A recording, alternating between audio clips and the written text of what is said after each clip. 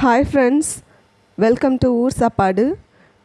இன்றைக்கி நம்ம தினை வச்சு பாயசம் எப்படி பண்ணுறதுன்னு பார்க்கலாம். ரொம்ப சத்தான உணவு, சுவையாகவும் இருக்கும். வாங்க வீடியோக்குள்ளே போகலாம். என்னென்ன தேவைன்னு பார்க்கலாம். தினை 1/2 கப்பு, வெல்லம் 1 கப்பு, பாசிப்பருப்பு 3 டேபிள் ஸ்பூன், ஏலக்காய் பொடி, உப்பு தேவைக்கு கொஞ்சோண்டு, துருவின தேங்காய் 1/2 கப்பு, தண்ணி 4 கப்பு கொதிக்க வைக்கிறதுக்கு. அப்புறம் தேவையான நட்ஸ் போட்டுக்கலாம்.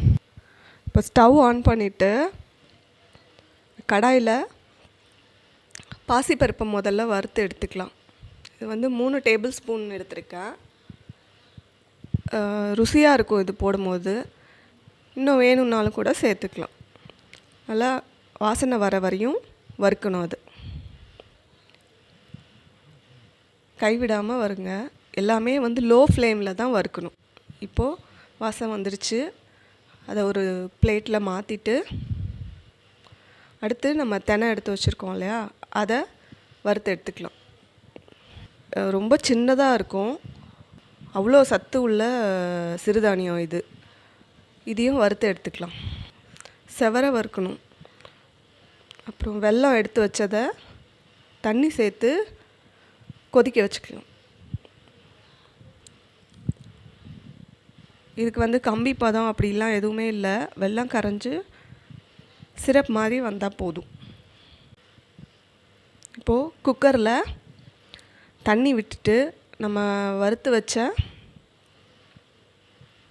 தினை, பாசிப்பருப்பு எல்லாத்தையும் வேக வைக்கணும்.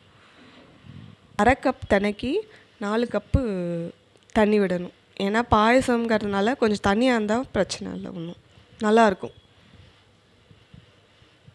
மூடி போட்டுட்டு 4 விசில் விடணும். இது இப்போ நல்லா மலர்ந்து வெந்துருச்சு. ஒரு பாத்திரத்தில் மாற்றிக்கிட்டேன். நான் ஸ்டவ் ஆன் பண்ணிவிட்டு ஒரு முறை கிளறி விட்டுக்கலாம் நல்லா. அதுக்கப்புறம் உப்பு கொஞ்சமாக. அப்போ தான் அந்த இனிப்பு சுவையை நல்லா எடுத்து கொடுக்கும். நல்லா கிளறி விட்டுடுங்க.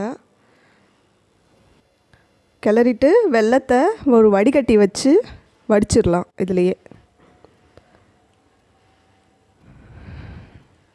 அதுக்கப்புறம் நல்லா கிளறி விடுங்க.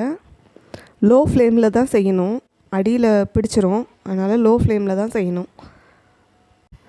இதுக்கப்புறமேல் ஏலக்காய் பொடிச்சது சேர்த்துடலாம். சேர்த்துட்டு நல்லா கிளறி விடுங்க. கடைசியாக என்ன செய்யணுன்னா, தேங்காய் துருவி வச்சுருக்கோம் இல்லையா, அதையும் சேர்த்துக்கலாம். சேர்த்துட்டு ஸ்டவ் ஆஃப் பண்ணிடுங்க. தேங்காய் போட்டுட்டு கொதிக்க விடக்கூடாது. எப்போவுமே இறக்குற நேரத்துக்கு தான் தேங்காய் போடணும். இப்போ ஒரு சின்ன குழிக்கரண்டியில் நெய் விட்டுட்டு முந்திரி பருப்பு, அப்புறம் பாதாம் கொஞ்சம், நான் இது 2 தான் சேர்த்துருக்கேன், திராட்சை சேர்க்கல. நீங்கள் வேணும்னா சேர்த்துக்கோங்க. முந்திரி பருப்பும் பாதாமும் நல்லா பொன்னிறமாக வறுத்து எடுத்துக்கலாம். இப்போ வறுத்ததை நேராக அந்த நம்ம செஞ்ச தினை பாயசத்தில் சேர்த்துடலாம். சேர்த்துட்டு கிளறி விட்டுருங்க. தினை பாயசம் தயார். வாங்க சாப்பிட்லாம். இந்த ரெசிப்பியை வீட்டில் நீங்களும் செஞ்சு பாருங்கள். எப்படி இருக்குன்னு ஃபீட்பேக்கு கமெண்ட் செக்ஷனில் சொல்லுங்கள். இந்த வீடியோ பிடிச்சிருந்ததுன்னா லைக் பண்ணுங்கள். மறக்காமல் உங்கள் ஃப்ரெண்ட்ஸ்க்கு ஷேர் பண்ணுங்கள். சப்ஸ்கிரைப் பண்ணுங்கள். நன்றி, வணக்கம்.